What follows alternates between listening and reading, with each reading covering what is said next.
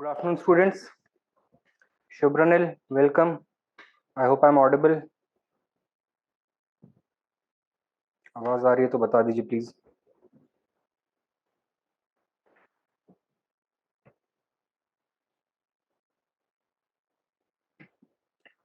Am I audible?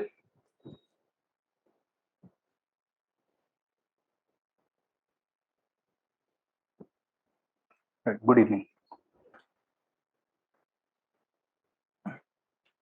Right. So in our previous lecture, we have already covered the Mauryan age. Today, we will be beginning with the Post-Mauryan age.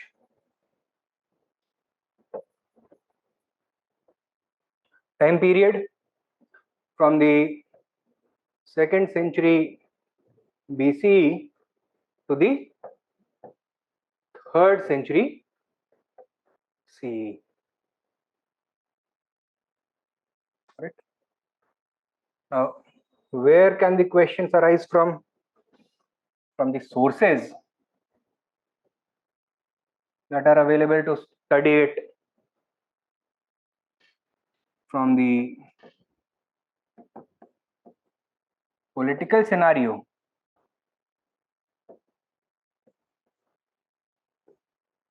the administrative practices and structure of the different kingdoms and empires that were present, the economic life, social life, the developments in culture, that is literature, sculpture,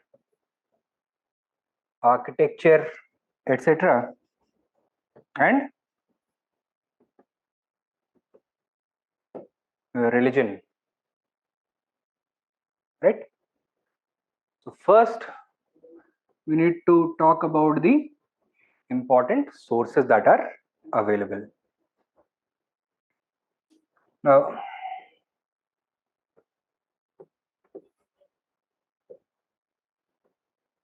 what kinds of sources are available to us for studying this period? Both literary as well as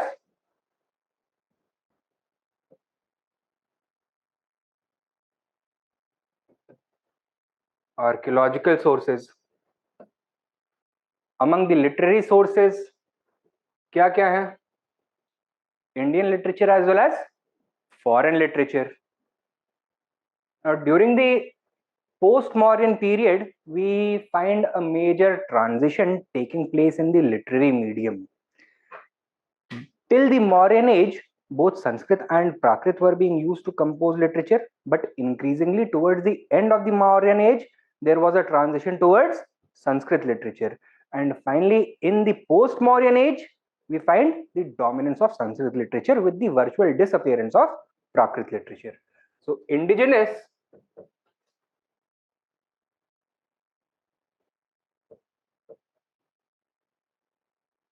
Sanskrit literature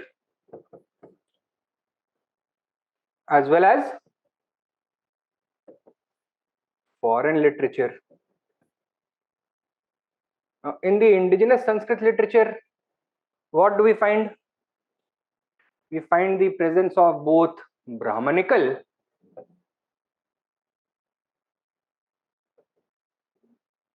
as well as Buddhist literature. And in foreign sources, we find the abundance of Greek and Roman literature, along with some Chinese literature also.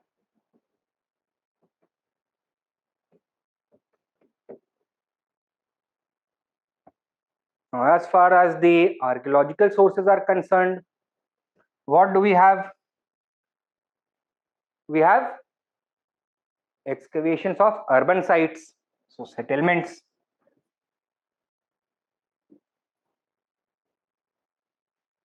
We also have access to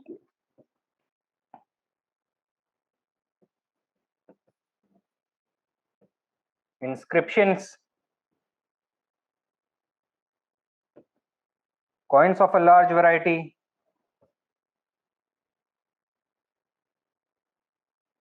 monuments and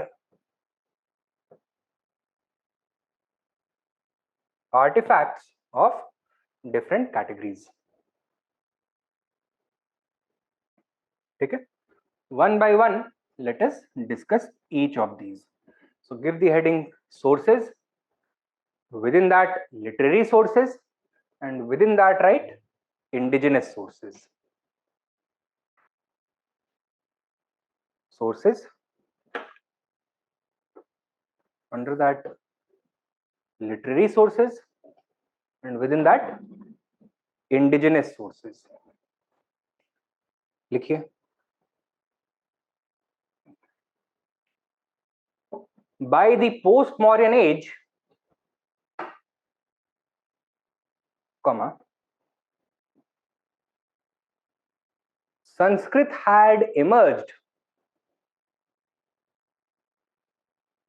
as the preferred medium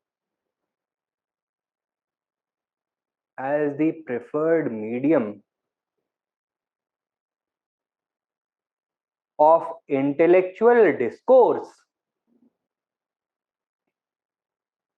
and literary creation in India. And literary creation, intellectual discourse and literary creation in India among not only Brahmin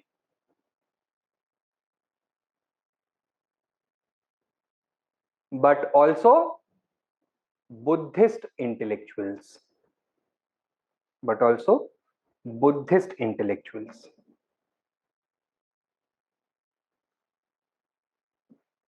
Okay?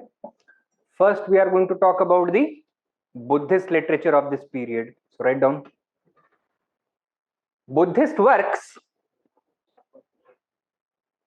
Next point कर सकते हो. Buddhist works include primarily the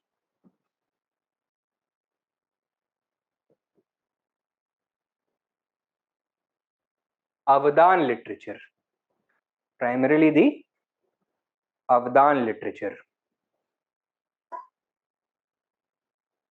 Including books such as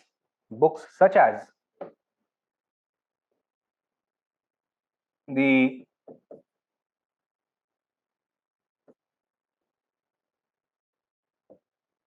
Divyavdan,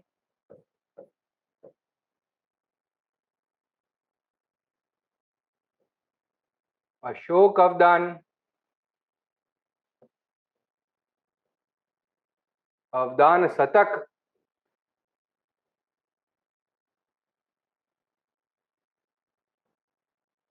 the Mahavastu, etc. Full stop. Essentially, these were the Buddhist equivalent of the Brahmanical Purans. Buddhist equivalent of the Brahmanical Purans.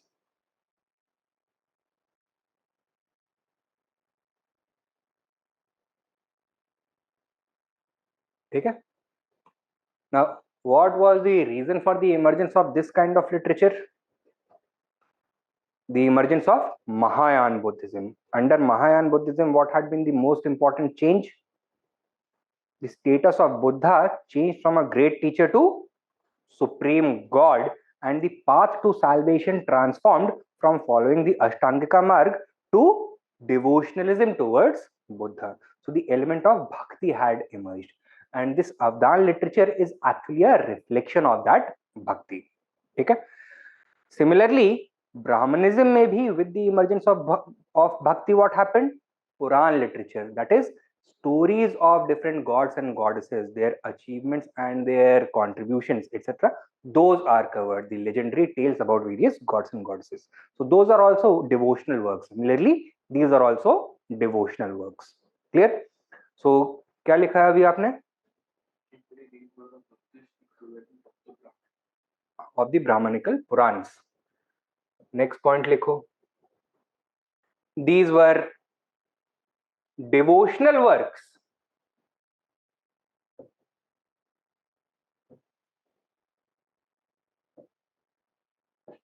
which emerged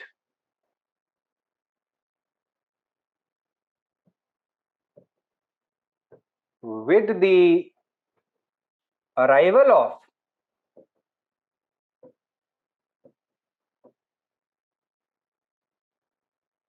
Mahayana Buddhism, in which the status of the Buddha was elevated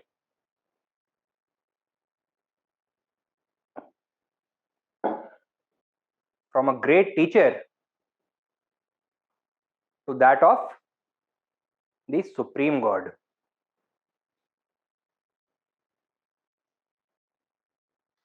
Full stop.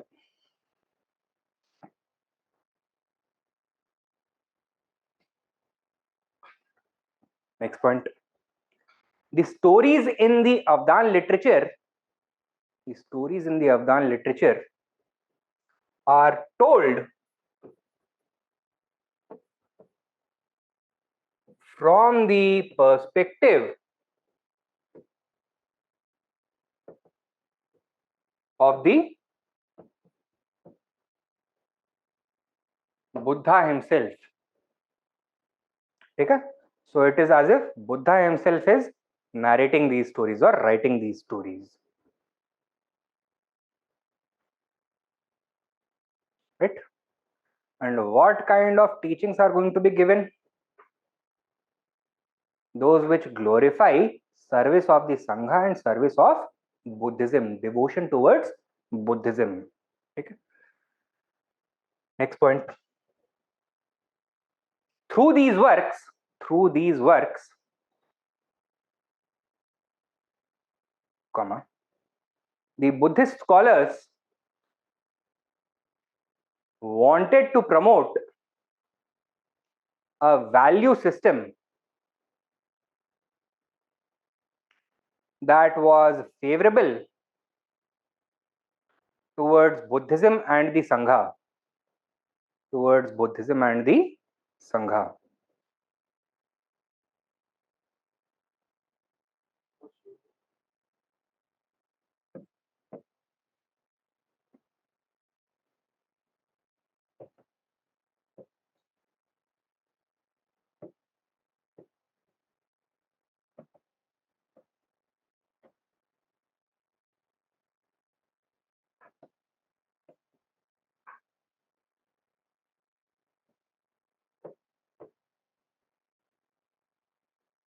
Through these works, the Buddhist scholars wanted to promote a value system that was favorable towards the Sangha. They wanted to inculcate a feeling of glorification and devotion towards the Sangha. Clear? So what would be the nature of these stories?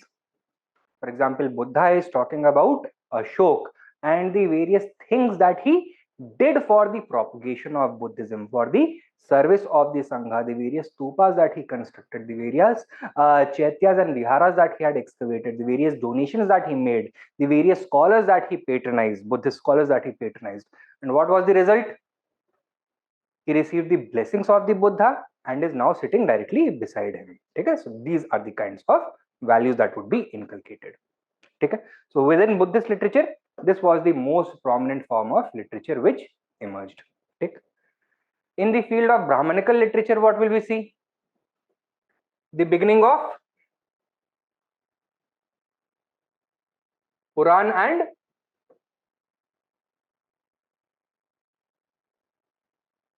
धर्मशास्त्रास. ठीक है, next लिखो. Brahmanical works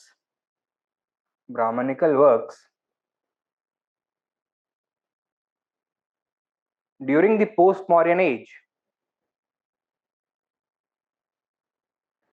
took the shape of Purans and the Dharmashastras.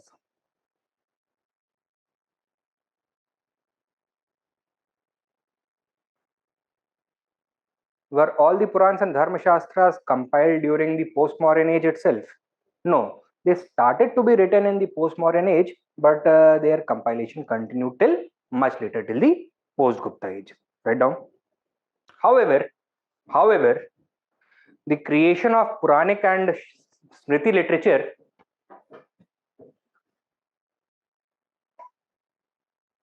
would continue for several subsequent centuries.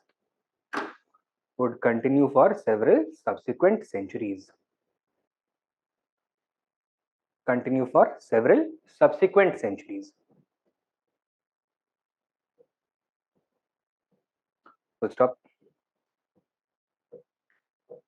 Now, what would be the perspective from which they would be written? What kind of sensibilities would they reflect? The core Brahmanical sensitivities. So their main objective would be to protect and preserve the Varna Ashram Dharma system and the supremacy of Brahmins within society. So write down. These texts were written from the Brahmanical perspective, with the objective being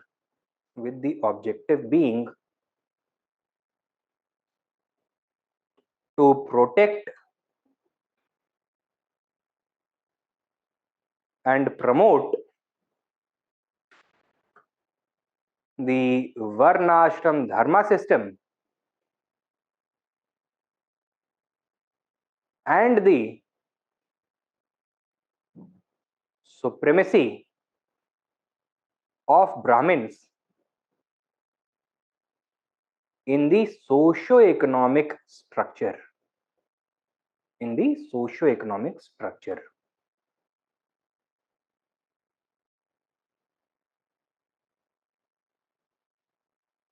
ठीक है.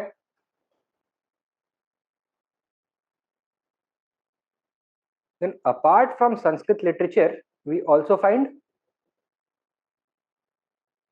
in the deep south the emergence of literature writing for the first time. कहाँ पर? In the Sangam polities, right? Sangam literature in which language? Tamil. Next, right?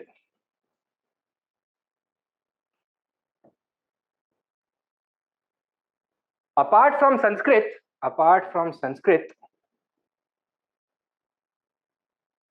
comma, Tamil emerged as the most important literary medium in the deep south.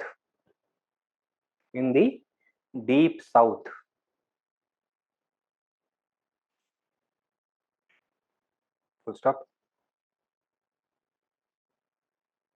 The earliest Tamil literature is known as Sangam literature.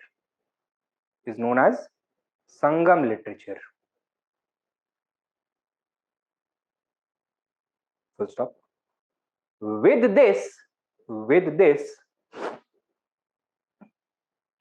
the Tamil society entered into the historical age for the first time. That means literary sources became available for the study of history for the first time. Full stop. Sub point लिखो. Sangam literature throws light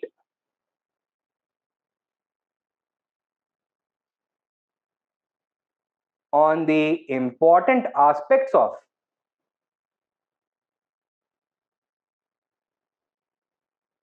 Tamil polity,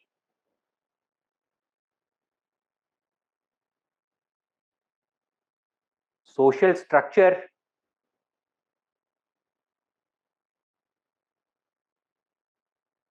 religion, practices, economic differentiation, material culture,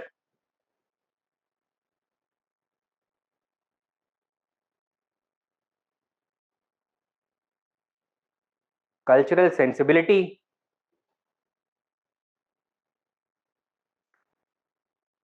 value system,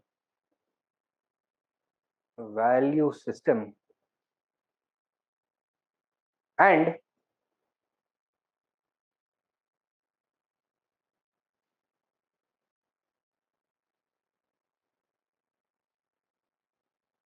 foreign trade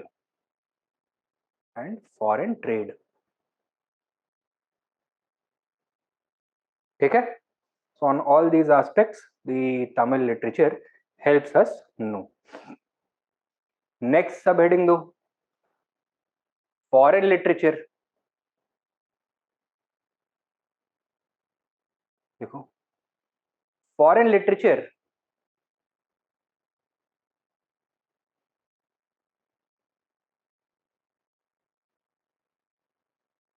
was abundant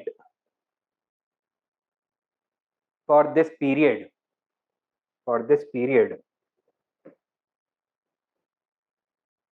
Write down. Greek and Roman scholars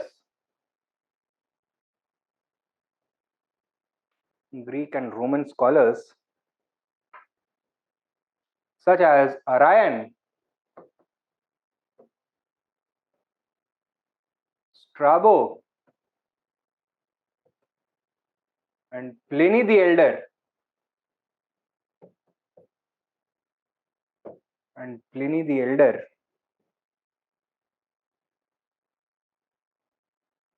give important details about the Indo-Greeks and other foreign ruling groups who established control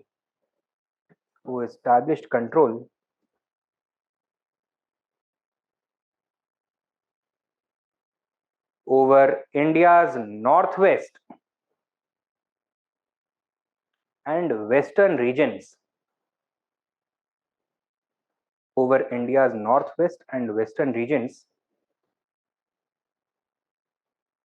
During the Post-Mauryan Age.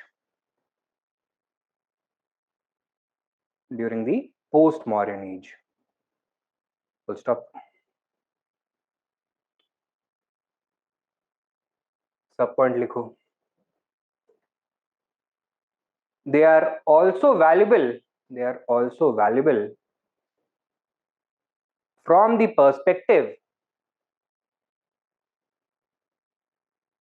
of India's trade relations with the outside world.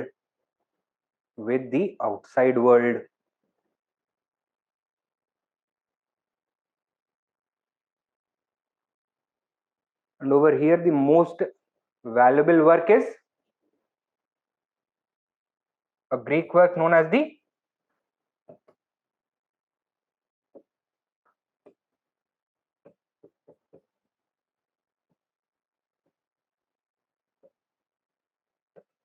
Periplus of the Erythraean Sea.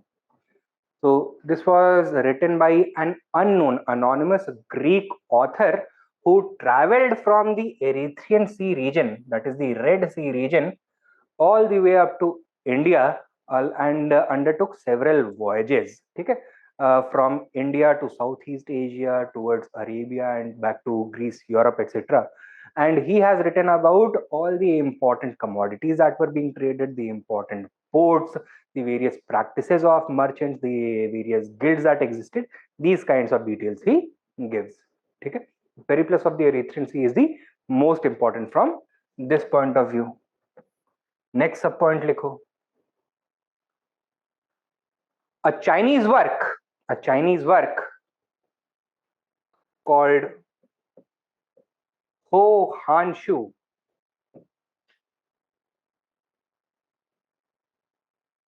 Ho Hanshu gives details about the migration of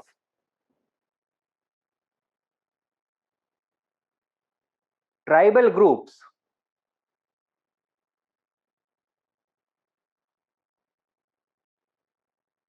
in the Eurasian steppe,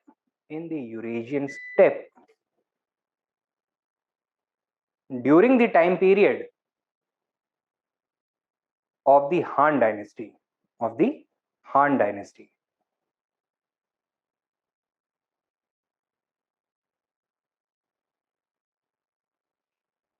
Right? Han dynasty was ruling over China from roughly the 3rd century BC to the 2nd century AD. Okay? And during this period, what happened? The Great Wall of China was completed for the first time. The Han dynasty constructed the Great Wall of China. Now, the importance of the Great Wall of China for the Chinese was that it was a defensive wall against the invasion of warlike tribes residing to the north. So, stretching from Hungary right up to Manchuria and northeastern China is a long stretch of prairie grassland known as the steppes. Okay? Now, उन steppes में there have always been various tribes of horse riders, of horse riding tribal nomads. Right? Now, their chief occupation is of course animal husbandry, but since resources are scarce, therefore they depend upon looting resources from or extracting resources from the nearby settled civilizations. So China had been a big target for them. It had a huge population with very prosperous agriculture, trade, commerce, everything. In order to safeguard themselves, Chinese built a wall. So what happened was that attacking China was not so easy from now on. So they started searching for new targets and they started to migrate towards the west. So pressure started to mount on those groups and civilizations which were constructed or which were situated further to the west, away from the Great Wall of China. So ये थे the kingdom of Bactria, for example, in northern Afghanistan. They were pressurized by group after group trying to migrate from the east towards the west, and they now had to once again migrate. They had to search for new sources. तो वो कहाँ पे आएंगे? वो India की तरफ आएंगे. ठीक है? So this had a direct impact, or this migration had a direct impact on Indian history. That is why it is very important from historical perspective. ठीक है? क्या लिखा है अभी आपने? Talks about the movement of migration of period of the Chinese work for details about the migration of tribal groups in the Eurasian state during the time period of the Han dynasty. Full stop. These migrations had a profound impact on Indian history. Had a profound impact on Indian history.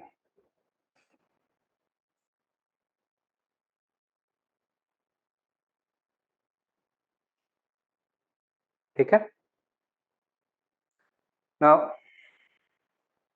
among the archaeological sources we have to cover the various settlements, inscriptions, coins, monuments, and artifacts, etc. One by one, let us talk about them. Give the subheading archaeology or archaeological sources.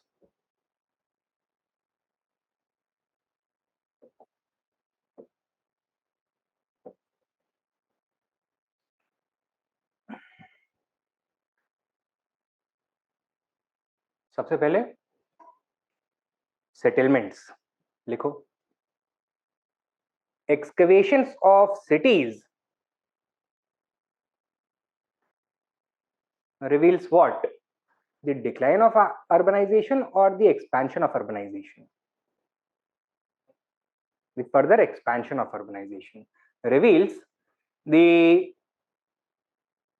significant expansion of urbanization in North India. In North India, both in terms of number and size. Both in terms of number and size.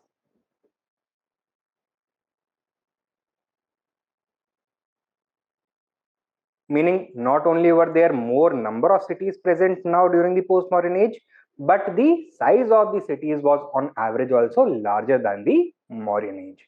Okay? This indicates what? Rising prosperity and growing population. This indicates rising prosperity and growing population.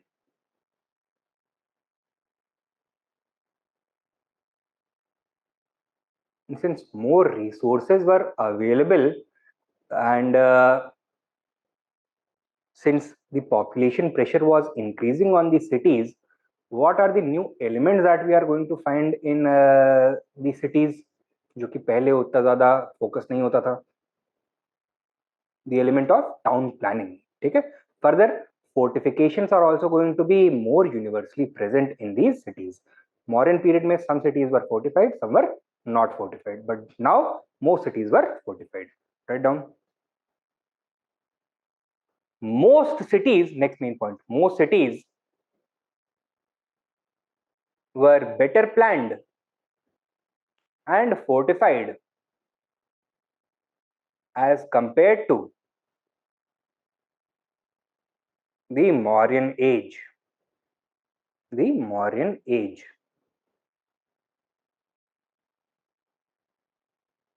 Full stop.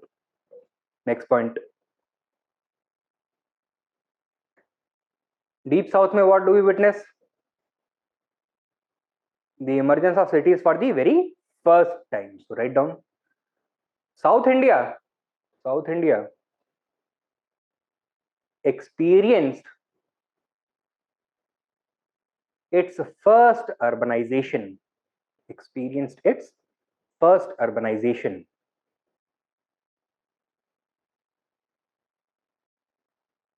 Experienced its first urbanization.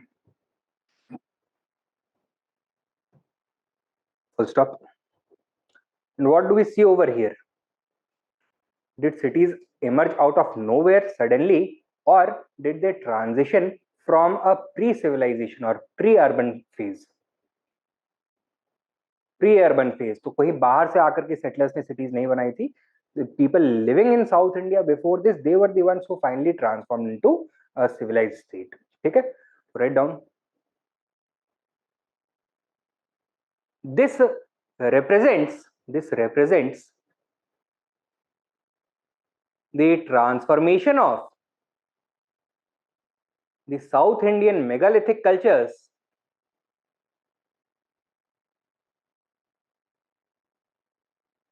into an urban civilization. Into an urban civilization.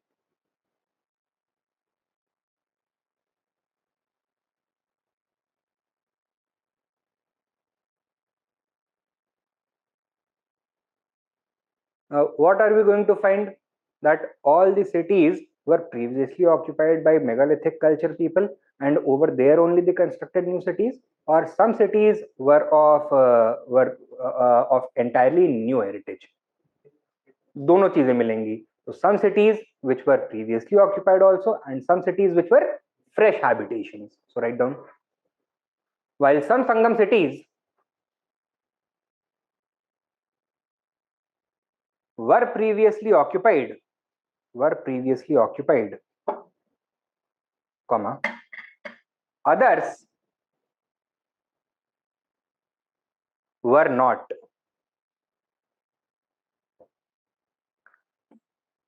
others were not.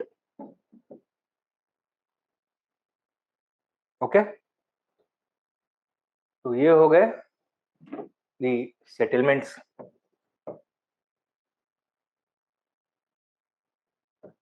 Next we have the coins. What is the change in coinage that we are going to see? The introduction of regular coinage for the first time. Rulers such as the Indo-Greeks, Shakas, Kushans, Parthians and Kushans are going to issue standardized regular coins for the first time in metals such as gold, silver, copper, tin, bronze, etc. क्या features होंगे इनके? They are going to have a standard size and weight, regular shape के होंगे. Are they going to carry any names on images? Yes, so names and images of kings and deities are going to be there. Are they going to carry any inscriptions? Yes, usually in two languages, bilingual inscriptions, one in Greek and the other in Sanskrit, right? So these kinds of things we witness. Then the Satavahanas also introduced coinage natively in the Deccan region for the first time from the 1st century BCE. They issued coins in metals such as lead, copper, tin, 14, bronze, etc. Their coins were also regular coins carrying symbols and images and pictures of gods, pictures of kings, royal emblems, these kinds of things. They also carried legends in which language? No, not in Sanskrit. सातवाहनास का जो court language था that was प्राकृत. सो प्राकृत में legends मिलते हैं इस पर. ठीक है. In the Sangam region, are we going to find any coins? Yes. So coinage was also introduced for the first time in the Tamil region. And what kinds of coins are these going to be?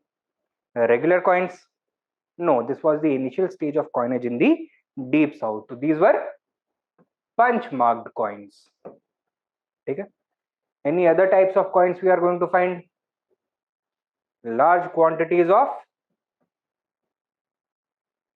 Roman gold coin found from various cities stretched across India. What does this indicate?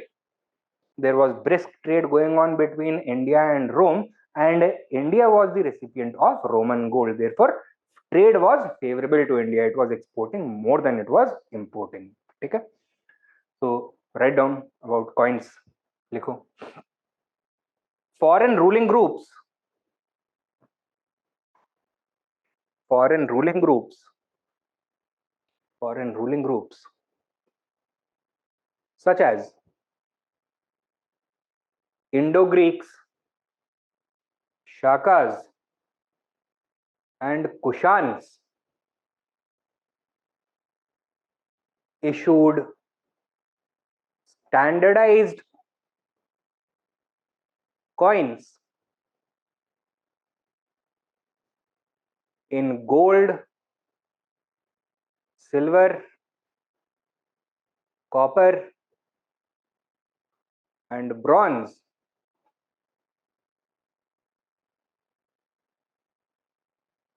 Gold, silver, copper, and bronze with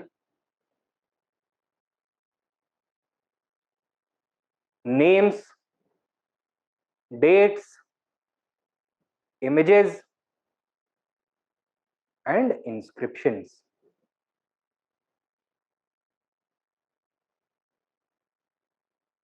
Within bracket, bilingual hyphen Greek and Sanskrit.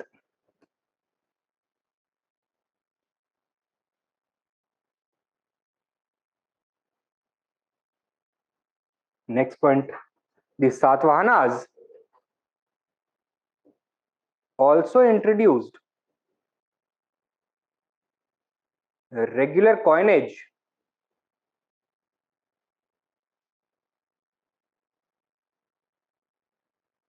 of lead, copper, bronze, and protein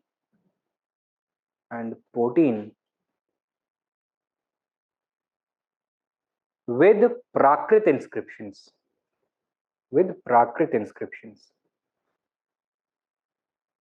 Next point. Punch marked coins were issued for the first time. Punch marked coins were issued for the first time in the Sangam polities.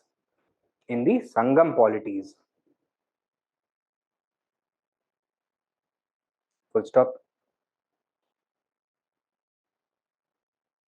Now, India में coinage शुरू कब हुआ था? महाजनपद period. Who had been in charge of issuing coins at that point of time? The trade guilds, ठीक है, not the rulers. What had happened to the trade guilds during the Mauryan age? Had they remained independent or lost their independence? They had lost their independence to the state. They had come under the control of the state, and coinage had become a monopoly of the Mauryan state, right? With the decline of the Mauryan Empire, what happened? The guilds are going to regain their independence, including the right to issue coins. Okay? Therefore, from this period onwards, we start finding special type of coins with the inscription Nigam written on them. Okay? These are known as the Nigam type coins. Nigam probably represented a word that was commonly used for guilds. Write down. The emergence of Nigam type coins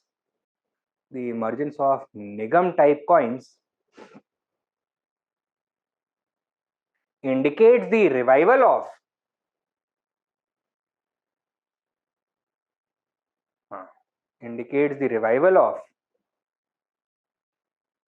coinage by guilds.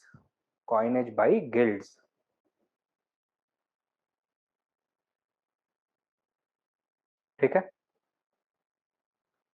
And finally, some coins were even issued by the city administrations of prosperous large cities such as Ujjain or Maheshmati or Takshila or Mathura or Madhyamika, etc. Okay? So write down. The city administration of prosperous cities also issued coins from places such as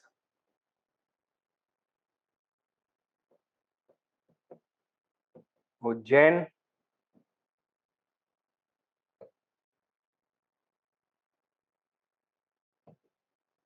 Madhyamika,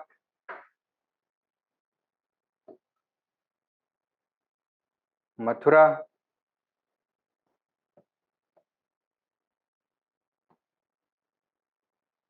Pushkalvati,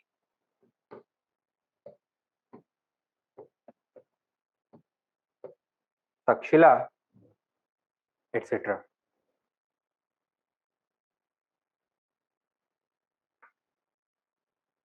Okay? So this is what we know about the coinage. Regarding inscriptions,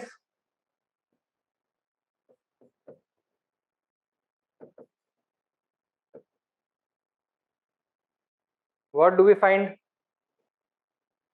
In North India,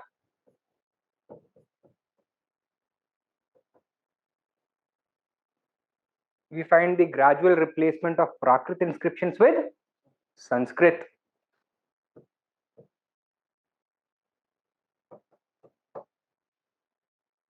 In Central India and the Deccan, we find the continuation of Prakrit inscriptions. And what may this indicate? That in North India, what was the status of Buddhism? It was declining, whereas it was spreading to Central India and the Deccan region. Therefore, Prakrit was being used as the chief medium of inscriptions over here. This was even after the fact that this region came under the control of which dynasty? Satavahanas, है ना?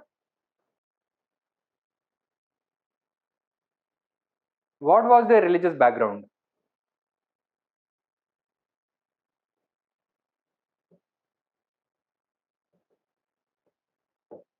They belonged to the Brahmanical religion and in fact claimed Brahmin status also. Okay? Despite this, they continued to favor the use of Prakrit. Why? Because Buddhism was a very powerful force within their empire. They did not want to distance or create any kind of, you can say, unease among their Buddhist citizens, Buddhist subjects. In the deep south, what do we find? The earliest Tamil Brahmi inscriptions are going to emerge. So in different parts of the country, inscriptions are going to be written in different languages. Clear? Further, one more change we notice is in comparison to the Mauryan age,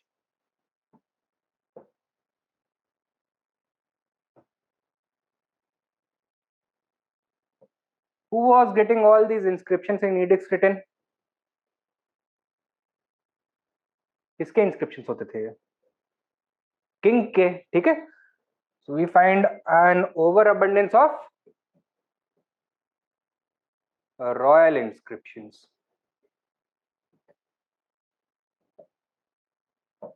हाँ, Buddhist inscription से कौन लिखवाता था? अशोका ही तो लिखवा रहा था ना. Whereas in the post-Mauryan age,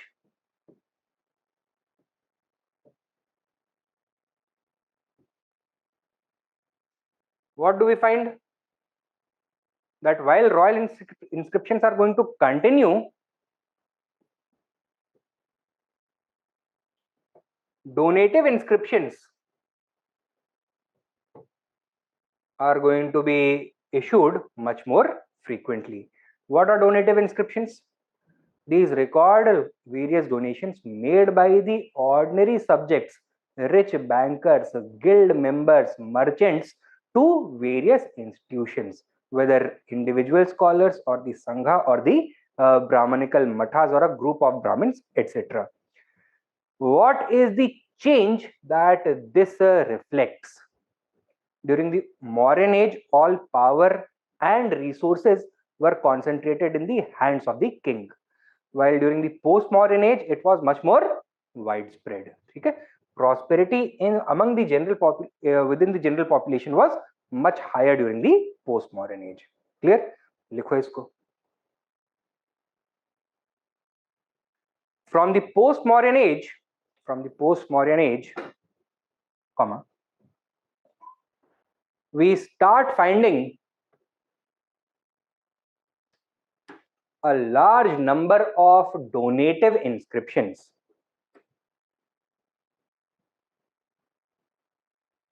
which outnumber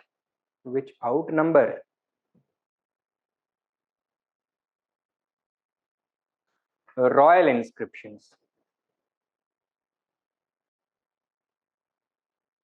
Full stop. Subpoint. This is indicative of the rise of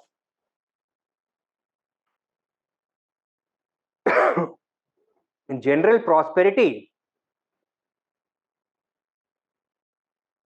and the growing importance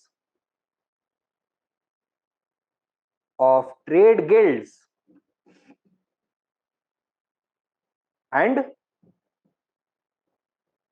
private enterprise.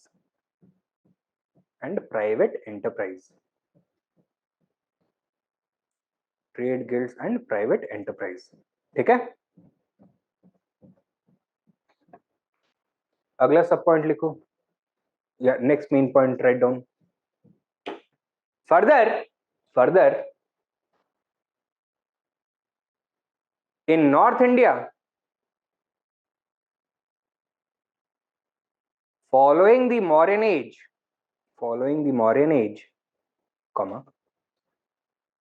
Sanskrit replaced Prakrit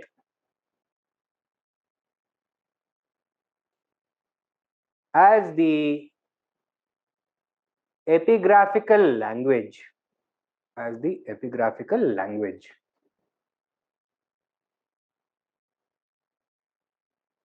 Who had the first inscription in pure Sanskrit inscribed? Which king? Rudradaman of the Shaka dynasty. Where? Junagadh. The Junagadh rock inscription. Sub point likho. The Junagadh rock inscription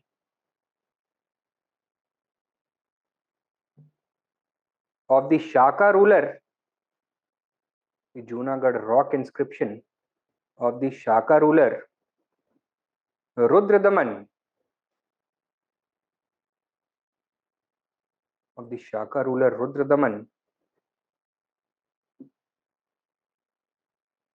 is the first inscription in pure Sanskrit.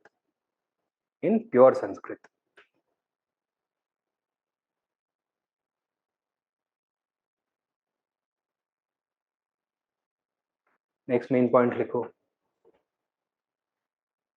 Inscriptions also began appearing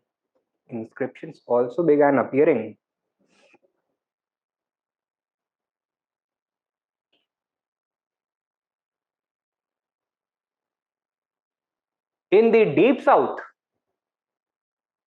for the first time.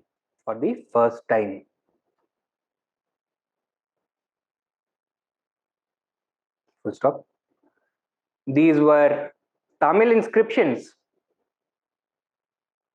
written in the Brahmi script.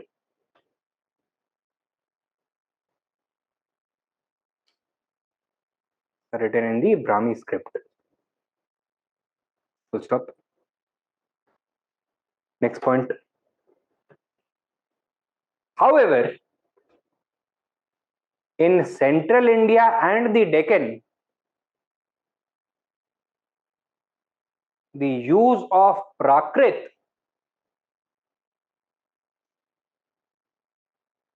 for inscriptions continued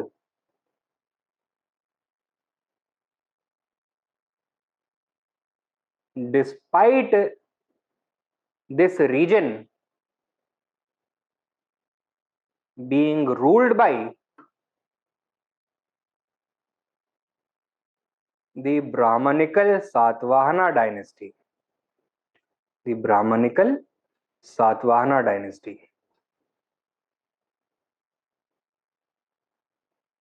Full stop. Sub point. This literary change or this literary transformation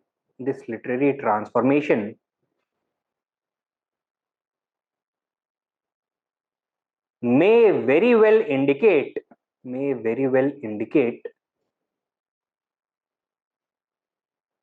the ongoing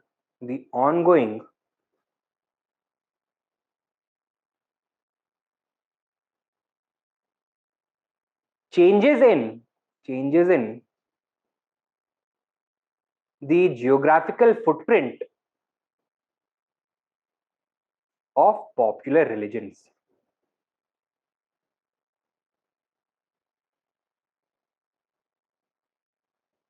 Full stop. Next sub point. Sanskrit in North India may indicate the revival of Brahmanism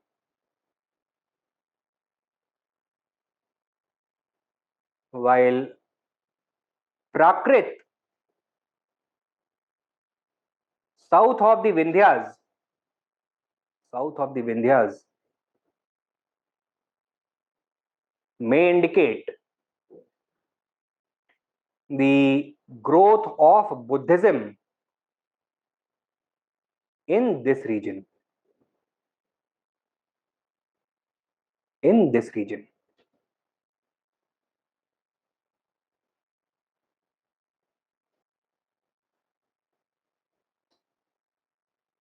ठीक है,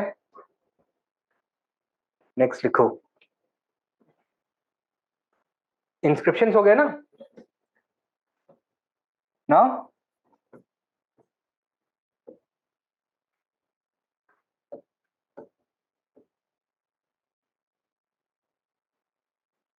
artifacts and monuments.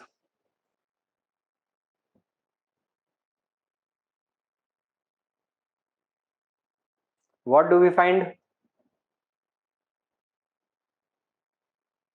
The emergence of new art forms, such as in sculptural art, we find the emergence of three prominent schools of sculpture, namely the Gandhar art, Mathura art, and Amravati art. In architecture,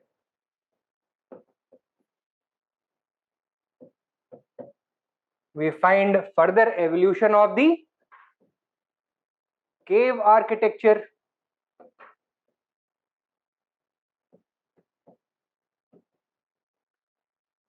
stupa architecture, etc.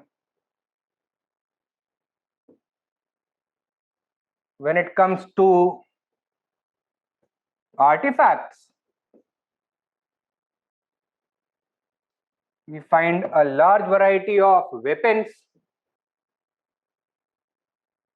such as a broadsword, long sword, compound bow, iron arrow, iron tipped arrow, etc. We find new forms of jewelry, new designs of jewelry which were not present earlier. We also find the widespread use of northern black polished ware, pottery, from even ordinary circumstances or ordinary areas, such as the house of a common person, etc. Right? So these kinds of things we find. तो क्या देखने के लिए मिलता है इससे? What is the kind of information we can glean through it? Write down. लिखो. The post-Mauryan age reveals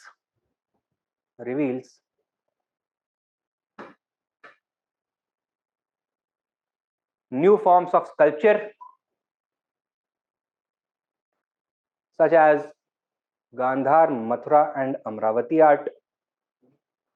New forms of sculpture, such as Gandhara, Mathura, and Amravati art, along with architecture,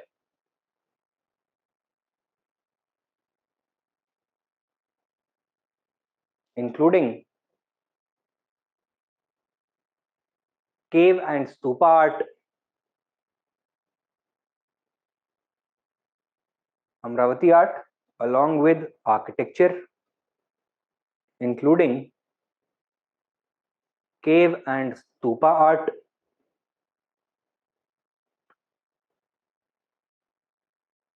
and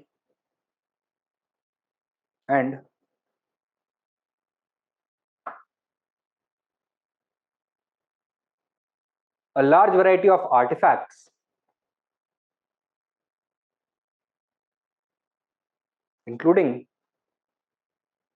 new types of weapons, jewelry, and pottery.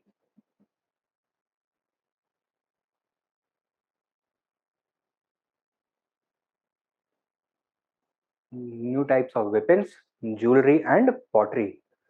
Weapons, jewellery, pottery, clothing, बहुत सारी चीजें मिलती हैं, ठीक है। सब point लिखो। these indicate the intense process of cultural exchange and diffusion that was going on. Okay, why? Because all these are the results of innovations in existing art forms, existing cultural expressions, right? And what makes this kind of innovation possible? The exchange of ideas. So people with existing ideas get some new ideas, they use these to make innovations, and this process is simultaneously taking place in several regions, therefore you get so many variations.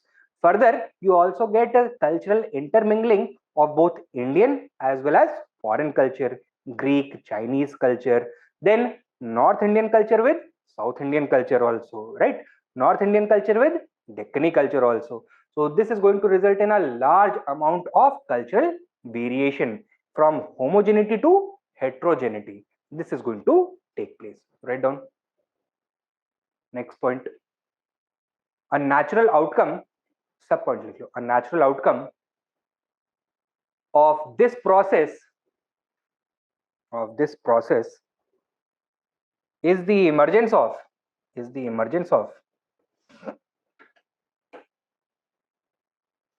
immense cultural diversity,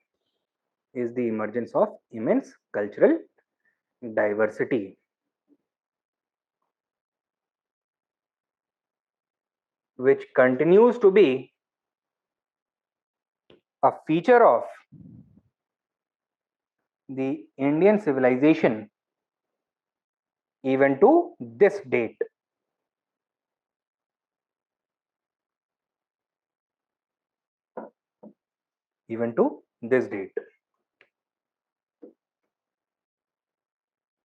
ठीक है? Now take down a question.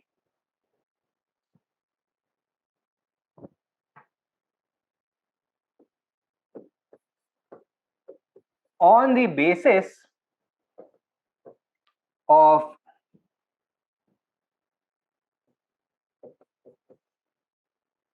literary and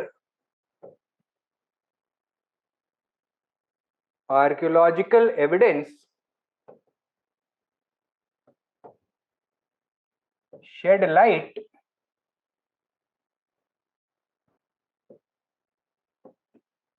on the social and economic conditions of the Post-Mauryan Age.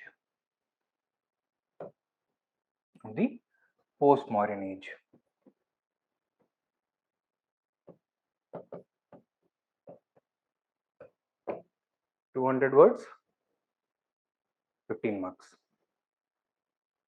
Now, of course, you will be able to write a question with much better content once you have learnt about society and economy of the post-Mauryan age. But best strategy would be to attempt it before you study these things, okay? So that even with less information, you should get the idea of how to write satisfactory answers, if not excellent ones, right? Further, once you try to attempt such a question with less information, what you will find is that you are going to focus more on the structure. Otherwise होता क्या है कि आप content से उसको overload करने की कोशिश करते हो. And once you have understood that what should be the proper structure, then it would be relatively easier for you to insert specific information with regards to society and economy later on once we cover these sections. तो इसको एक बार करिएगा जरूर, ठीक है? We find that from the literary and archaeological evidence, already we have covered several aspects of society and economy. We just need to be able to distill those into easily digestible points. तो वो आपको identify करने हैं कि क्या क्या हो सकते हैं. जो additional information है that is going to be added later. Now, तो ये हो गया अपना sources. Next, we need to discuss the process of state formation in India during the Post-Mauryan Age. Before we do that, let us understand the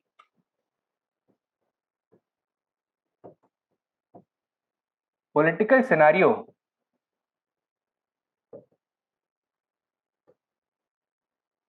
during the Post-Mauryan Age. क्या देखने के लिए मिलता है हमें? That the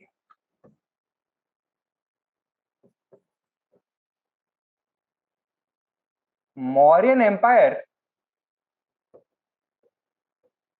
disintegrated towards the end of the second century, towards the beginning of the second century BC. And following this, what would happen? In the area that the territory of the Mauryan Empire covered, new polities are going to emerge.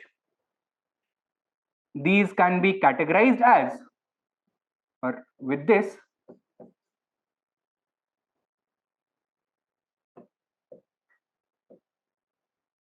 new state formation took place. Now, these may be categorized as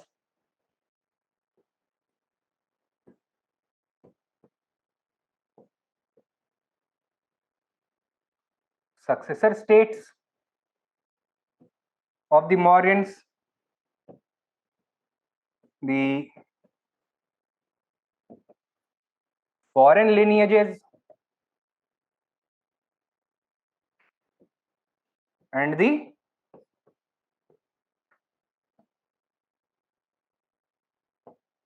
new states.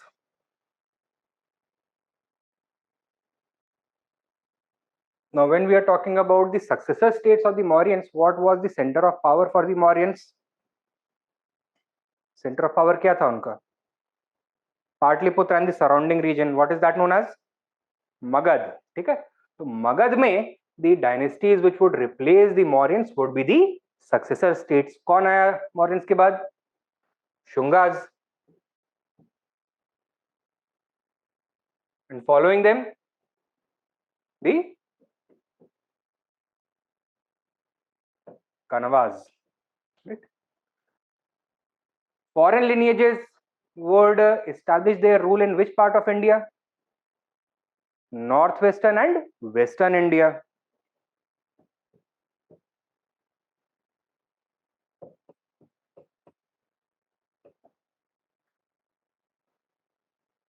These would include the Indo-Greeks, Shakas, Parthians, and Kushans. ठीक है? And among the new states, those states which emerged outside the core zone of the Mauryans, outside the metropolis zone of the Mauryans, or outside the territorial borders of the Mauryans completely. Okay? These would include the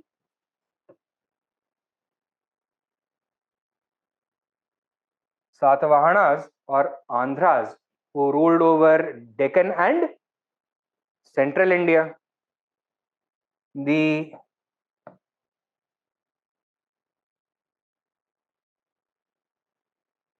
Mahamegvahanas or Chettis, who ruled over Kalinga and the surrounding regions. And the Sangam polities, namely the Cheras Cholas and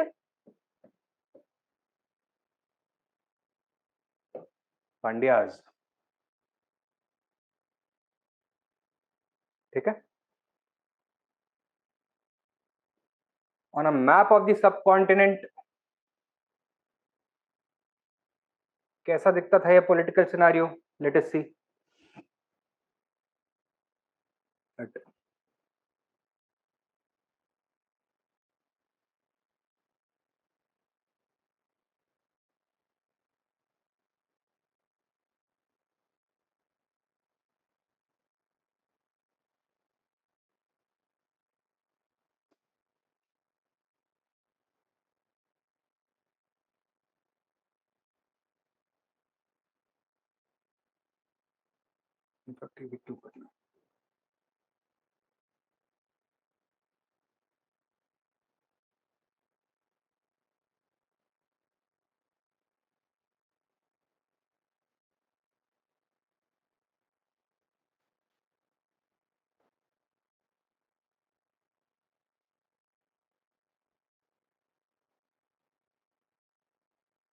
ठीक है. तो let us सी. सबसे पहले deep south में देख लेते हैं. Over here we have the Cheras, here Cholas and here Pandyas.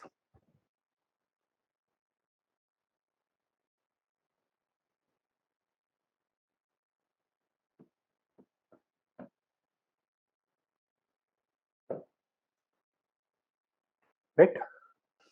Then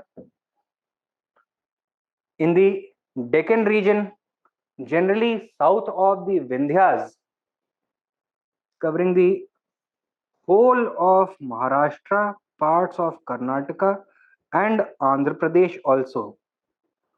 This vast region was ruled by, in fact, western coast tak, the Satavahanas.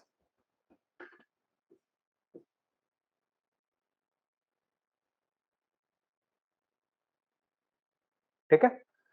But these political borders were constantly shifting. At times, their influence also extended over large parts of central India, including parts of Magad also. ठीक है. Then let us look at the Shungas. They ruled over the region of Magad and the surrounding territory, including God, that is parts of Bengal. Right? Then they were replaced by the Kanwas, who also ruled Magad but were much less powerful. Right? So Kanwas would be limited primarily to the region of Magad only. Right? Then the Mahamegvahans, they would cover large territories from Odisha, including parts of Bengal as well as Andhra Pradesh. Okay? These would be the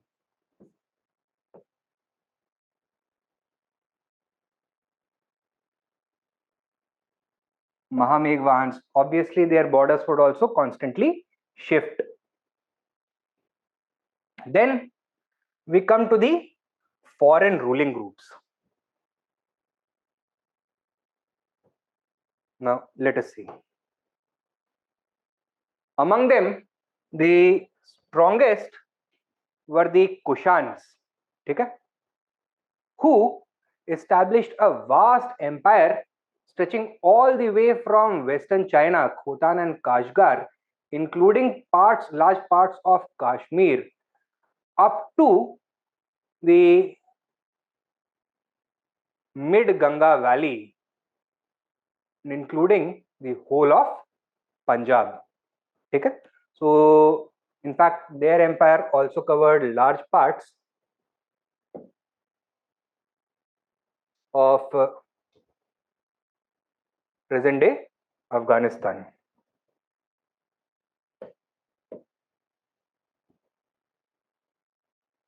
ठीक है, तो ये हो गए Kushans.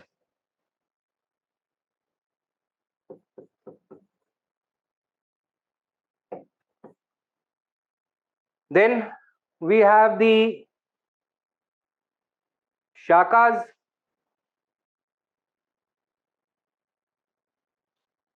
who also ruled over large parts of northwestern India, including the whole of Punjab, parts of Rajasthan at times, parts of Maharashtra also at times.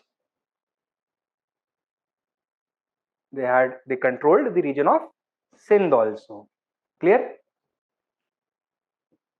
In fact, further to the east, यहाँ तक जाएगा इनका empire. Now, then we have the Pahalwas or the Parthians. They were not a power whose center of power was in India, rather it was in Persia. They were the descendants of the Seleucids.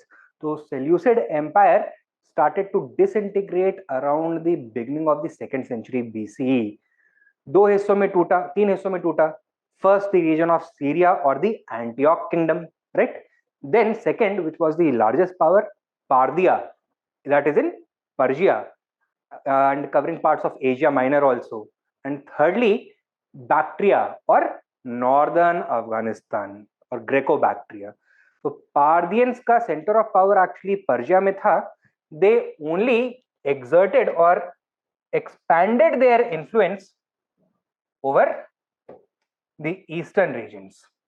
Okay? Covering the region of Punjab. So this region was part of the Parthian Empire.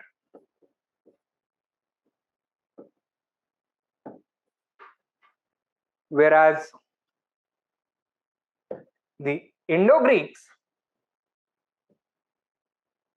originally concentrated in northern Afghanistan ultimately expanded their control to reach up to the region of Punjab.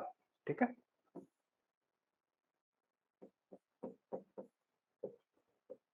तो सबसे पहले आएंगे Indo-Greeks, followed by the Shakas, who were replaced by the Parthians in Punjab region, but continued to rule in the region of Western India.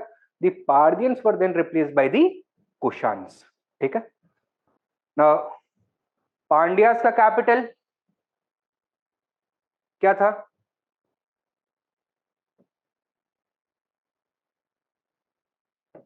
Madurai. Cholas का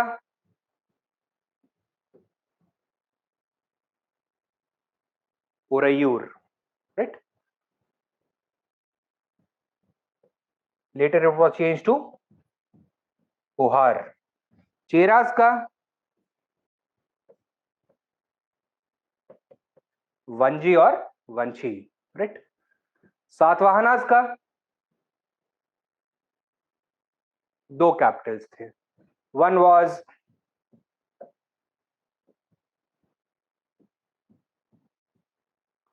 प्रतिष्ठान और Paithan,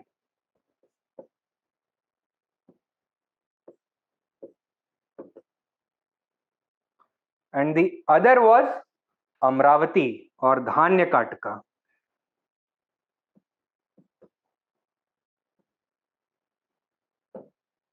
In the Krishna Godavari Delta region. ठीक है? Similarly, Shakas के भी दो Capitals थे. One was Paithan, the other was Ujjain.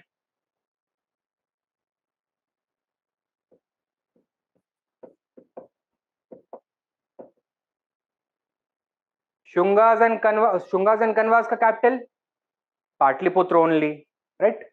Kushans के two capitals, which ones? Purushpur, that is Peshawar,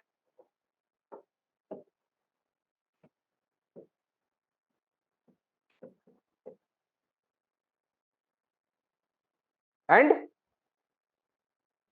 Mathura over here. ठीक है. Then पार्थियंस का कैपिटल इंडिया में नहीं था, but their provincial capital was Takshashila.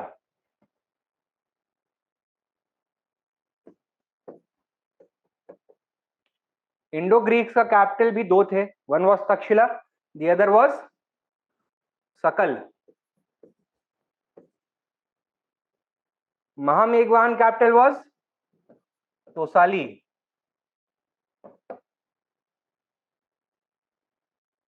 कोई बचता है? इंडो ग्रीक्स हो गया, पार्थियंस हो गया, कुशान्स हो गया, शाकाज हो गया, सातवाहनाज हो गया, चेरास, चोलास, पांड्यास, महामेघवाहन, Shungas and Kanvas. All these are done. Clear है इतना? तो this was the political scenario in India following the disintegration of the Mauryan empire. कितने टाइप्स ऑफ स्टेट्स इमर्ज हुए? तीन types: successor states, foreign lineages and new states. Successor states in the region of Magad only, namely Shungas and Kanvas. Foreign lineages established their rule in northwestern and western India, including the Indo-Greek, Shakas, Parthians and Kushans. New states were formed away from the region of Magad by Indian dynasties, that is Satvahanas, Mahameghvahans and the Sangam polities. कहाँ पे? Cheras, Cholas and Pandyas. Clear? Now, second question which emerges is, what were the factors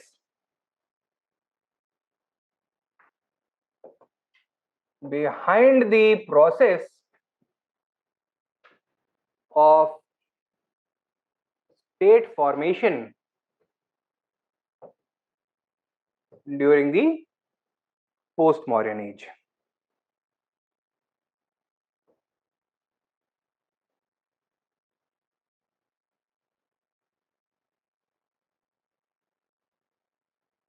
So one of these factors we have already discussed पिछले lecture में. क्या? With regards to the decline of the Mauryan Empire, what was that?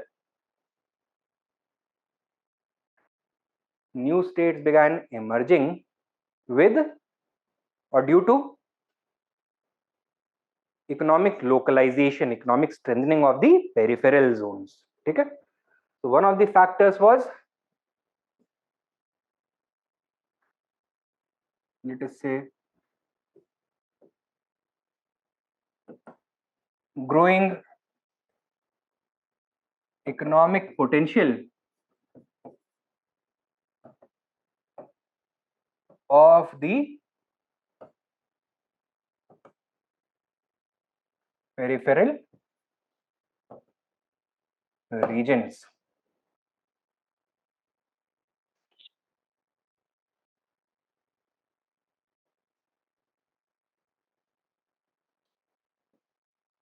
Second was the weakness and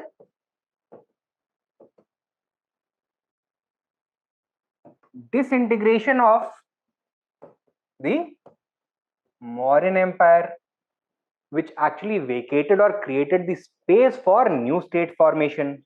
Okay? And thirdly, the influx of foreign ruling groups who were able to supplant Mauryan authority and replace it with their rule in parts of northwestern and western India due to their military and economic superiority over the Mauryas. ठीक है? Foreign ruling groups. हाँ, कन्वा का capital भी Pataliputra.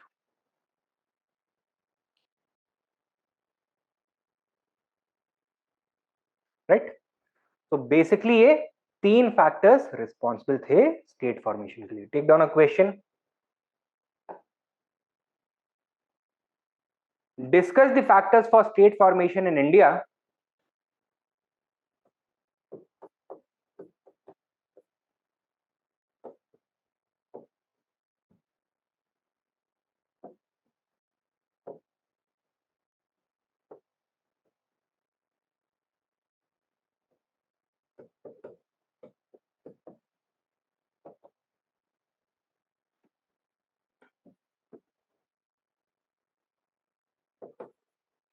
Following the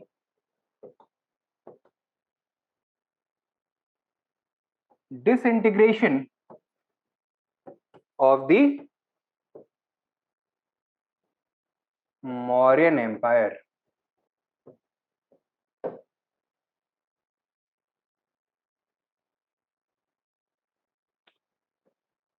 answer लिखो,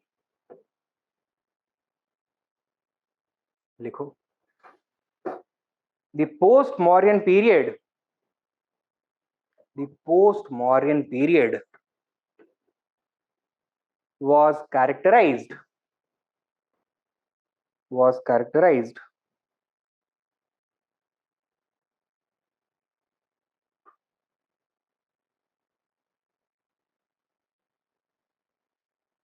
by the proliferation of statehood.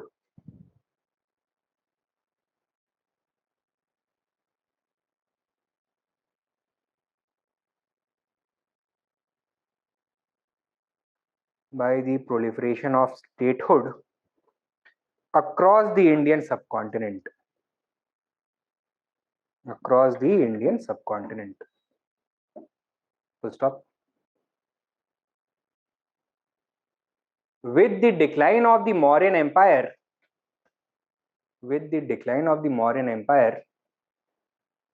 comma, numerous states emerged which may be categorized as 1, 2 and 3. कौन कौन से categories बताओ, अभी अभी कवर किया है. सक्सेसर स्टेट्स, फॉरेन लिनिएजेस और new states. Write down. Number 1, successor states which may be categorized as 1, 2 and 3. Successor states. Number 2, foreign lineages.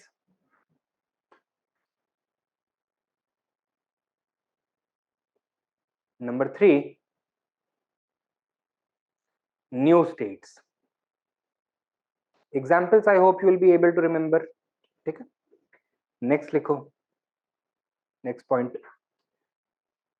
The emergence of these new states.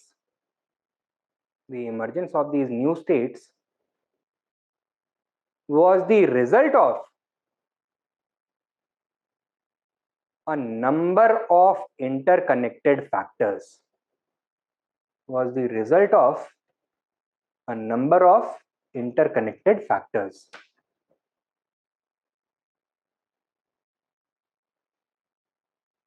A number of interconnected factors. Full stop.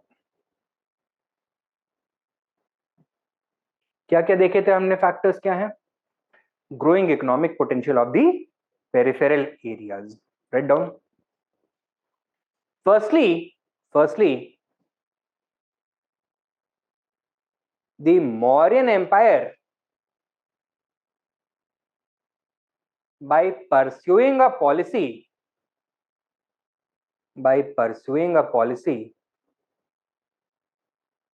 of agrarian expansion,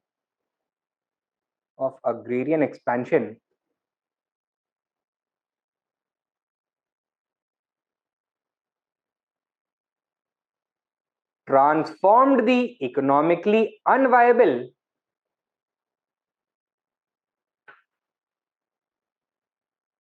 peripheral regions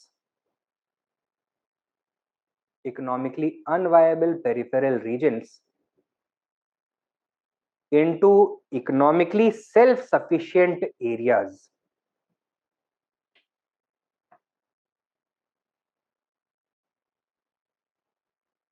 into economically self-sufficient areas.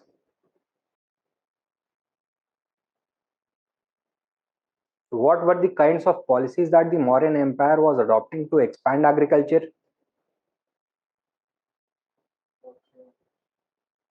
To expand agriculture specifically, कि अगर कोई decaying settlements हैं तो वहां पे दूसरे जो surplus areas है, पॉपुलेटेड एरियाज है, वहां से सरप्लस पॉपुलेशन को ला करके रीसेटल कर देंगे.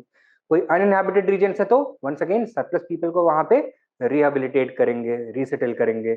Then the provision of security, financial assistance, oxen, seeds, implement, support, etc. All this thing ensured that the Mauryans were preparing these regions for economic self-sufficiency to make them more and more productive. ठीक है? Into economically self-sufficient areas. ये लिख लिया ना? It became possible for these regions to become politically independent with their own bureaucracy, military, and taxation system. With their own bureaucracy, military, and taxation system. Full stop. Next लिखो. Secondly,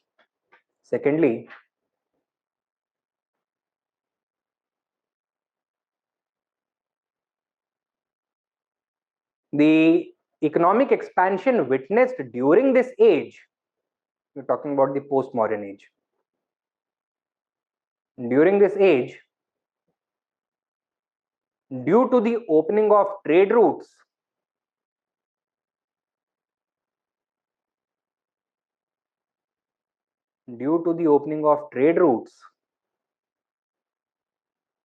led to even greater prosperity,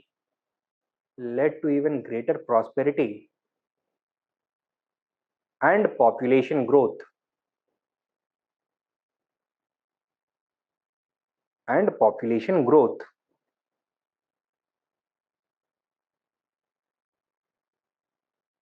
Full stop. Both these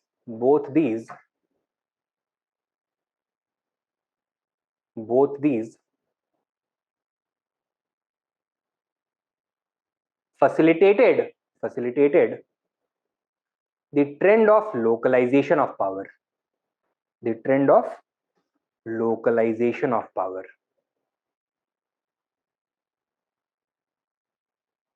Full stop. सब point लिखो. Perhaps Ashoka's encouragement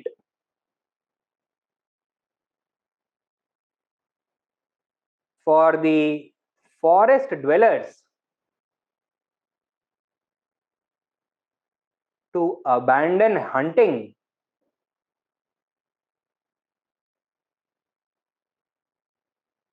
and encourage sorry, क्या लिखा है आपने? Perhaps Ashoka's नहीं Ashok to abandon hunting and adopt settled agriculture also contributed to the expansion of agriculture in the periphery.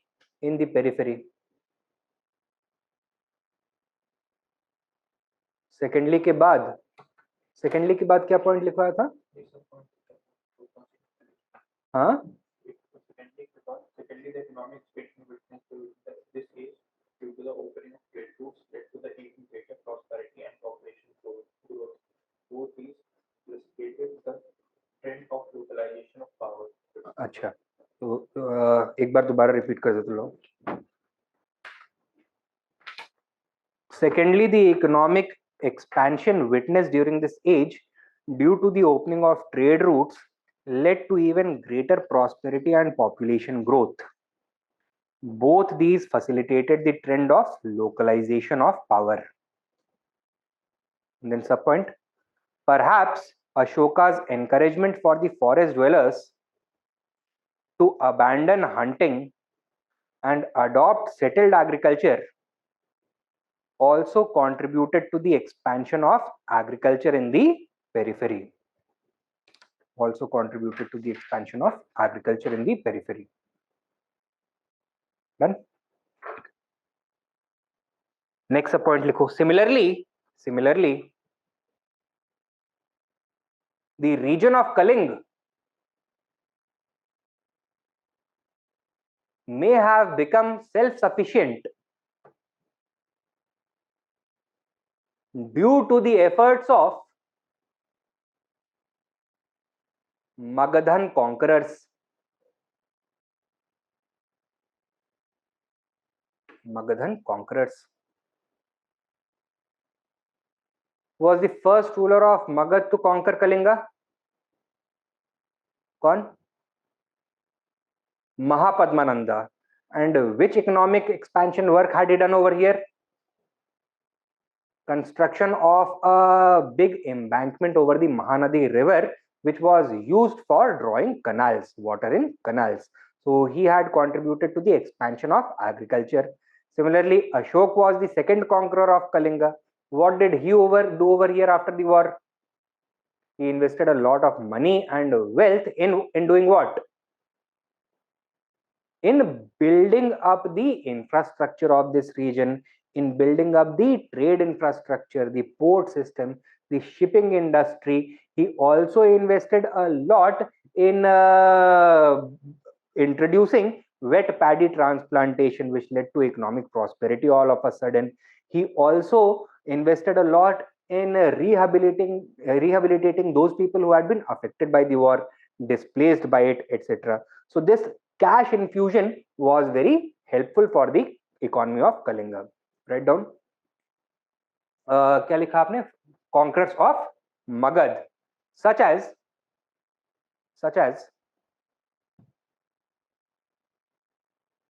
Mahapadmananda and Ashok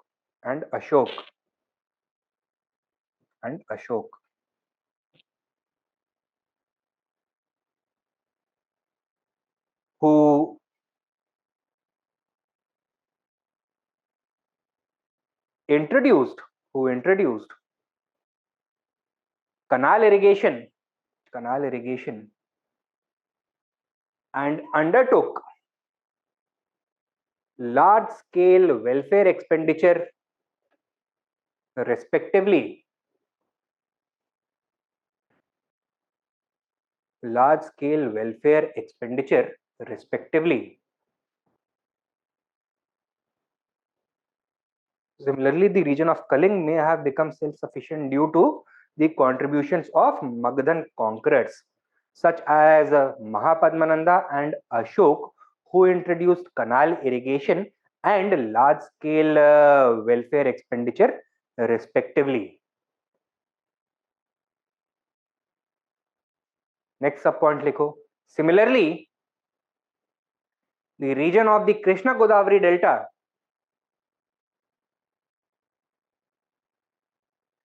may have become prosperous due to the introduction of wet paddy transplantation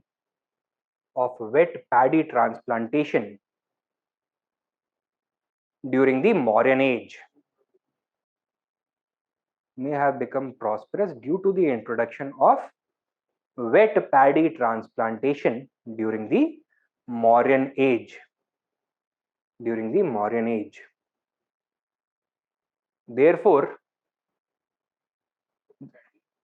transplantation during the Mauryan Age.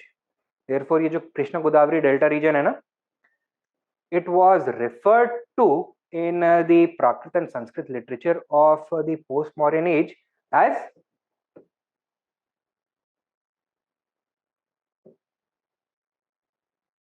Dhanya Katka, literally meaning rice bowl. So this became the veritable rice bowl of India. ठीक है? So ये हमने देख लिया है growing economic potential of the peripheral regions. आगे लिखो. Thirdly, the disintegration of the Mauryan Empire. The disintegration of the Mauryan Empire created the space for the emergence of new states over its vast territory.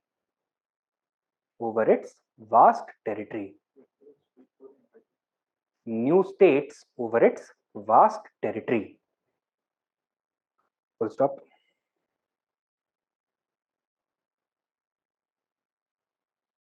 Subpoint. As over its vast territory. As Mauryan central authority disappeared, as Mauryan central authority disappeared, comma,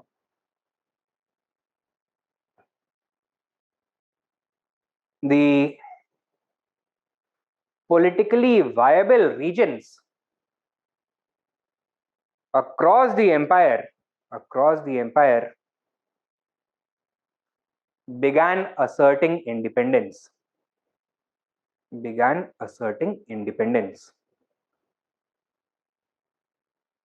and established regional autonomy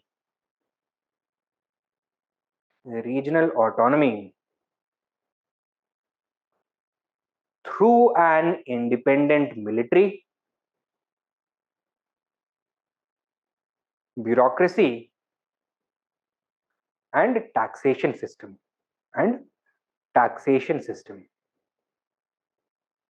Through an independent bureaucracy, military, and taxation system. ठीक है?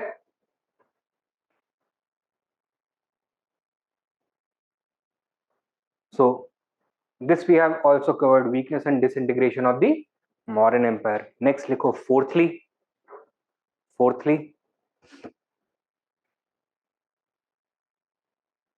foreign ruling groups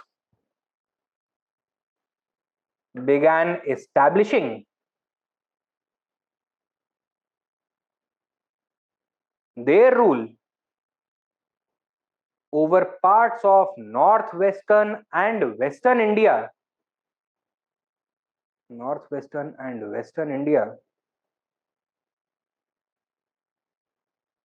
On the basis of their economic and military superiority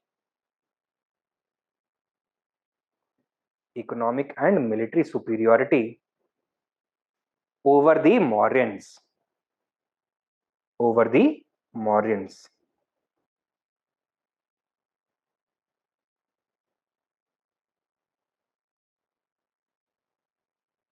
ठीक है? Now, while these factors can explain the emergence of states in those regions which were earlier part of the Mauryan Empire, can the same factors be also applied to the deep south? So over there, the Mauryans had not made any of these economic manipulations. The Mauryan control did not extend over these regions. Therefore, the disintegration of the empire was not also going to affect the emergence of state polities. Therefore, state formation in these regions took a more independent route. कैसे? It took a more organic route. route. How?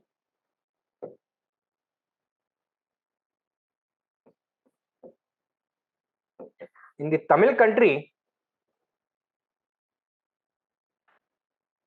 before the emergence of the Sangam polities, what did we have?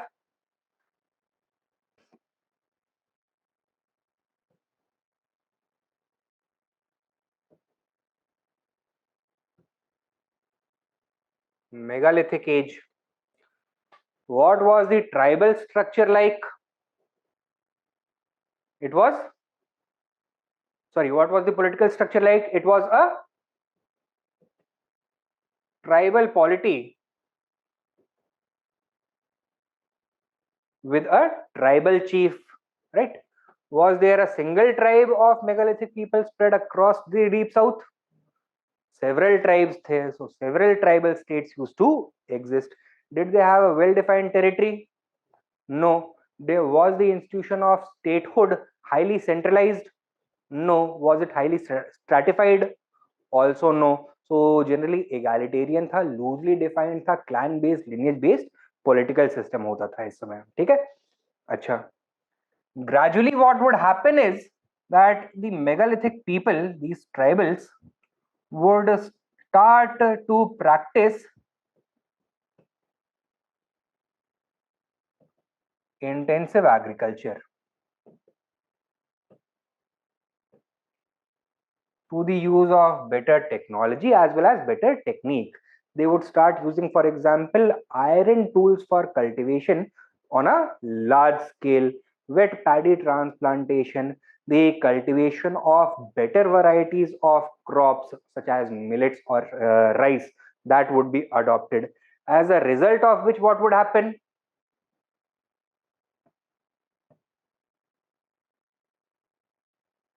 Surplus would increase and what would happen? Agriculture would become the mainstay of the economy. Is this much clear? Sure. Then, as the surplus increases, what effect is it going to have on the polity? It is going to result in no territorial conflict. Conflict for the control of land is going to start becoming more frequent because land has become a more important economic resource. So conflict over land is going to start. Now, some of the stronger tribal polities which are more efficiently managing their resources are going to be able to absorb the resources of weaker tribal polities. In some cases, through matrimonial alliances or political agreements, some cooperative alliance is also going to emerge. So, this process of conflict and cooperation is going to result in the emergence of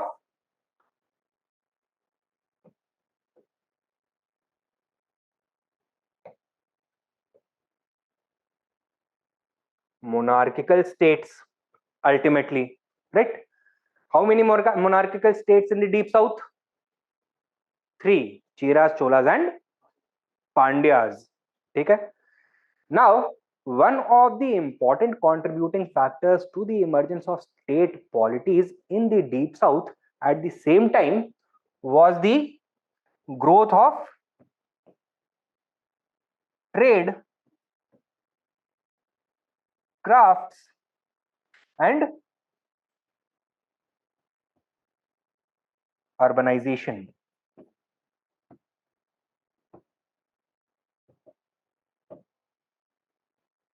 And in South India, the process of urbanization would take place much more quickly as compared to first urbanization in North India. North India mein, from a pre-urbanization or from proto-historic to from the Neolithic to the urban phase पहुंचने के लिए it had taken thousands of years. You will remember.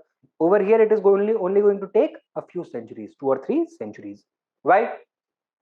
Because outside inputs were also coming in. How come?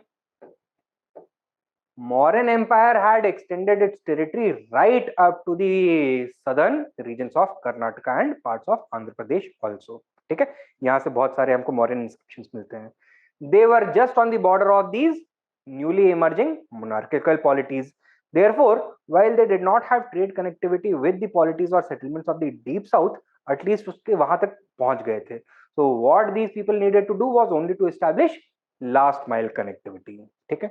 Further, this region also had a very long and well developed coastline with many natural harbors.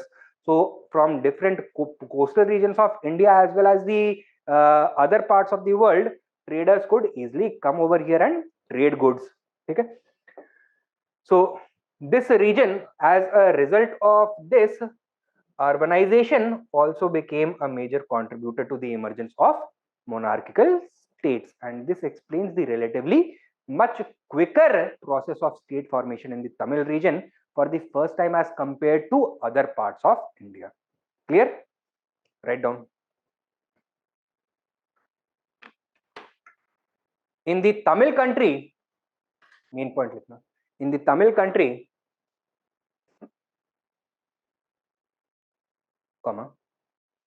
megalithic communities began practicing intensive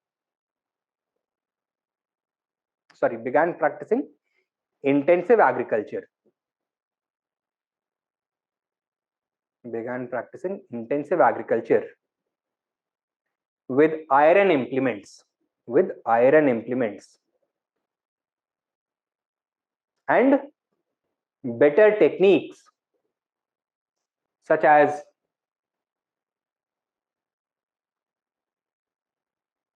wet paddy transplantation,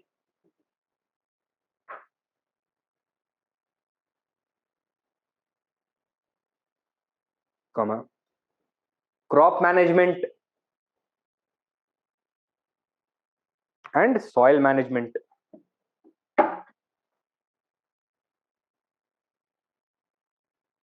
Different kinds of crops in different kinds of climates, and different kinds of crops in different kinds of soils.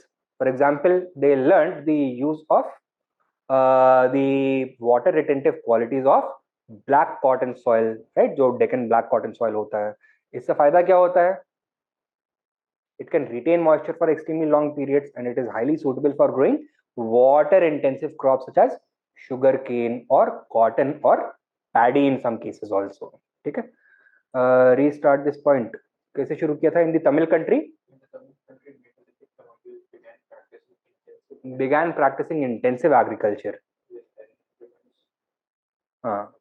So in the Tamil country, megalithic communities began practicing intensive agriculture with iron implements and better techniques such as wet paddy transplantation, crop management, and soil management.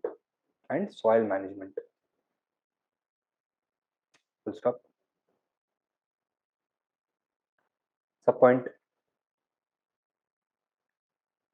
Agricultural growth gave impetus to early state formation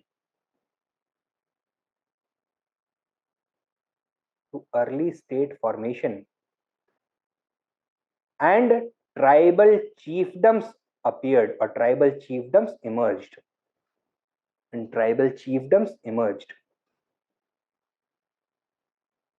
Full stop. Next point. Through the process of conflict and cooperation,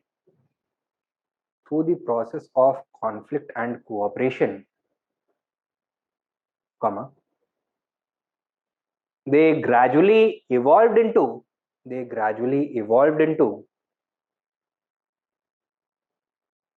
monarchical states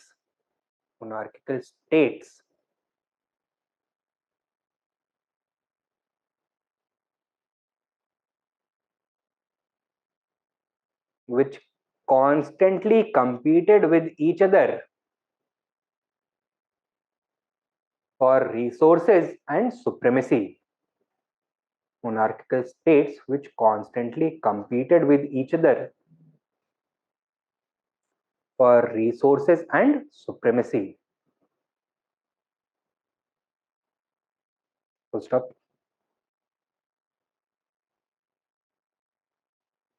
Next point.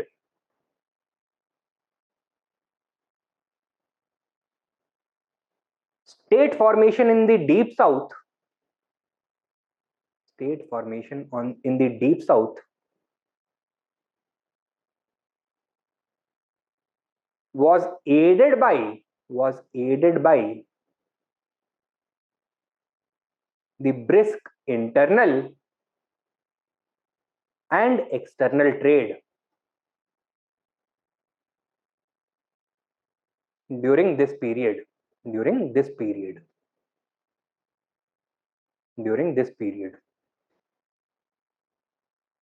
Full stop. This contributed to even more rapid economic growth and urbanization.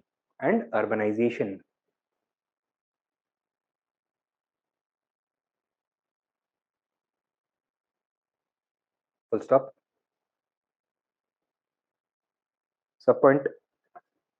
This allowed for the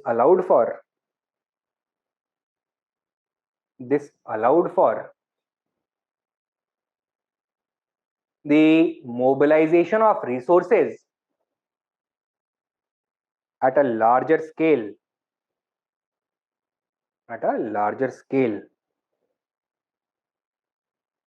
This allowed for the mobilization of resources at a larger scale. Full stop. And what is going to be the result of mobilization of resources at a larger scale? The person or the power who is wielding those resources, they would be able to centralize power. Okay, write down in the same subpoint only. This provided the key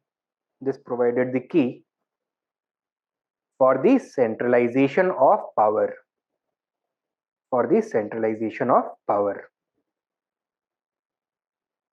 Full stop.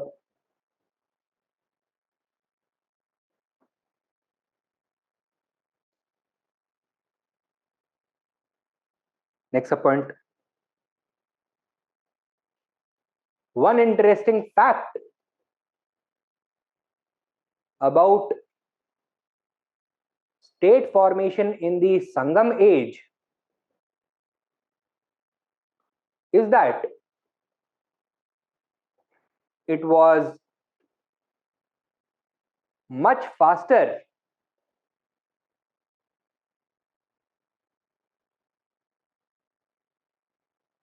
than the state formation in North India for the first time.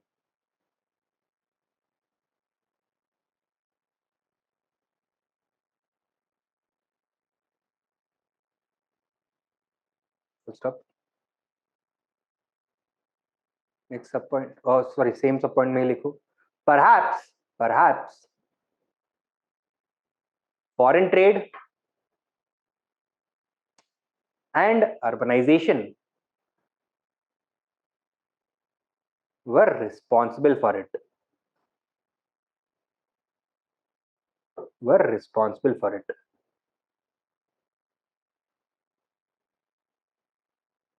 ठीक है? So, on the grave of the Mauryan Empire, these factors were operational, and in the Tamil country, this cycle was the reason for state formation. Conclusion कैसे करोगे इस answer का?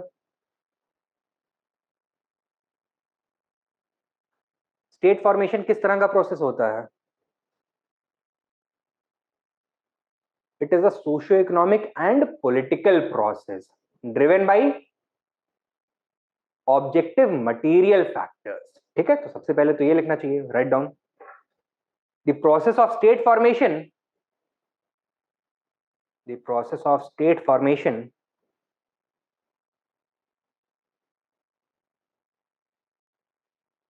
is the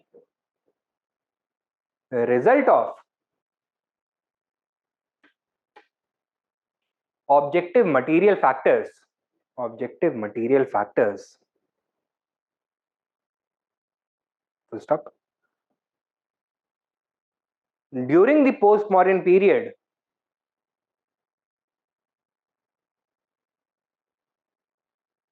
such factors facilitated the emergence of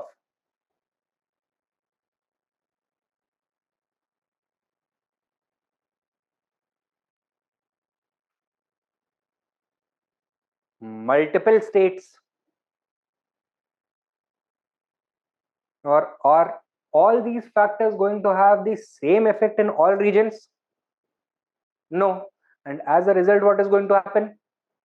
Some of the newly emergent states are going to be more successful and some are going to fade away. Write down. While some remained weak, others evolved into major empires. Others evolved into major empires.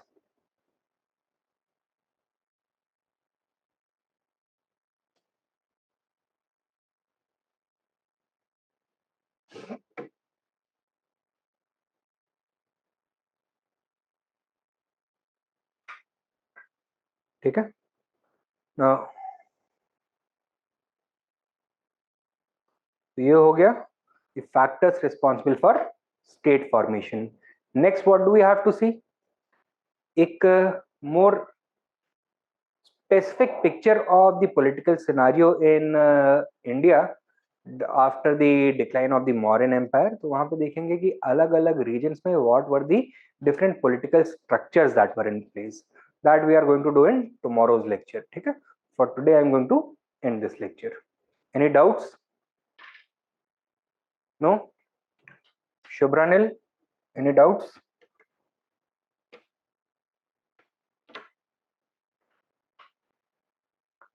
हाँ बताइए.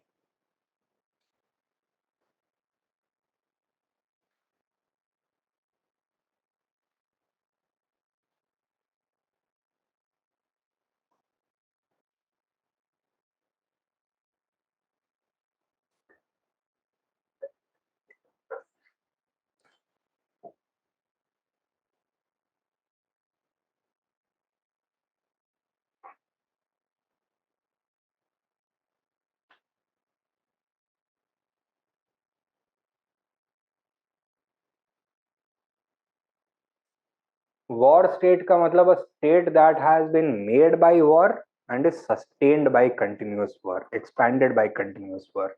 If it becomes militarily weak, its formation would be completely undone. It would falter and fragment. तो ऐसा state war state होता है. It is permanently dependent upon military strength.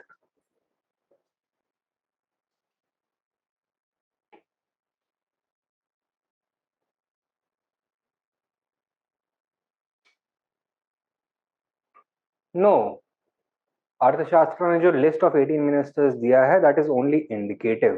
These are the different types of ministers a king should have.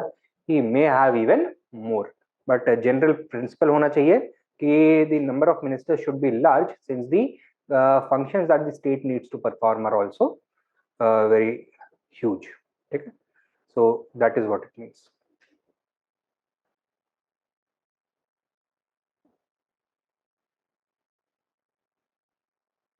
Okay, चलिए then. Thank you for your time. कल की class में मिलते हैं.